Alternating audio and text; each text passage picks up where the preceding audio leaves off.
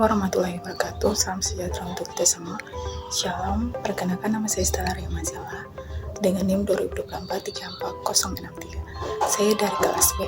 Mata kuliah yang saya akan jelaskan yaitu mata kuliah filsafat hukum. Di sini teori yang saya ambil ya ada teori hukum pembangunan. Selamat menyaksikan tentang latar belakang munculnya teori hukum. Menurut Motkar Kusuma Atmaja, Indonesia sebagai negara yang sedang berkembang membutuhkan hukum yang mampu mengikuti perubahan sosial, ekonomi, politik, dan teknologi. Apabila hukum hanya mempertahankan keadaan yang sudah ada, maka pembangunan akan berjalan lambat. Oleh sebab itu, hukum harus mampu mengarahkan perubahan masyarakat secara tertib dan terencana. Hukum adalah kompleks kaidah dan asas yang tidak hanya mengatur, melainkan juga meliputi lembaga-lembaga dan proses yang diperlukan untuk mewujudkan berlakunya hukum itu dalam kenyataan.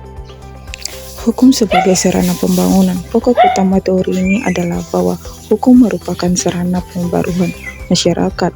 Artinya, hukum itu tidak hanya mengatur perilaku masyarakat, tetapi juga mendorong masyarakat menuju kondisi yang lebih baik melalui berbagai peraturan dan kebijakan pemerintah, misalnya pembangunan infrastruktur, reformasi pendidikan, perlindungan lingkungan, dan peningkatan investasi. Memerlukan dasar hukum agar pelaksanaan berjalan tertib dan memberikan kepastian hukum.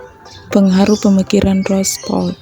Video ini juga menjelaskan bahwa teori ini dapat dipengaruhi oleh pemikiran Rothbard mengenai laws as a tool of social.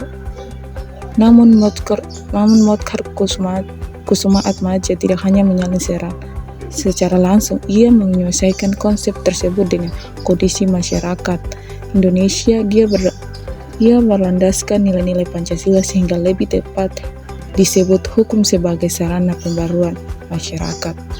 Fungsi hukum menurut Motkar Kusuma Atmaja. Dalam teori ini, hukum memiliki beberapa fungsi penting, yaitu menciptakan ketertiban dalam kepastian hukum, mendukung pelaksanaan pembangunan nasional, mengarahkan perubahan sosial secara terencana, melindungi hak dan kepentingan masyarakat, mewujudkan keadilan dan kesejahteraan. Dengan demikian, hukum bukan sekedar kumpulan aturan tertulis, tetapi juga mencakup lembaga dan proses yang menjamin aturan tersebut benar-benar diterapkan dalam kehidupan masyarakat. Demikian video singkat saya. Jika ada kata yang salah, mohon maaf. Terima kasih.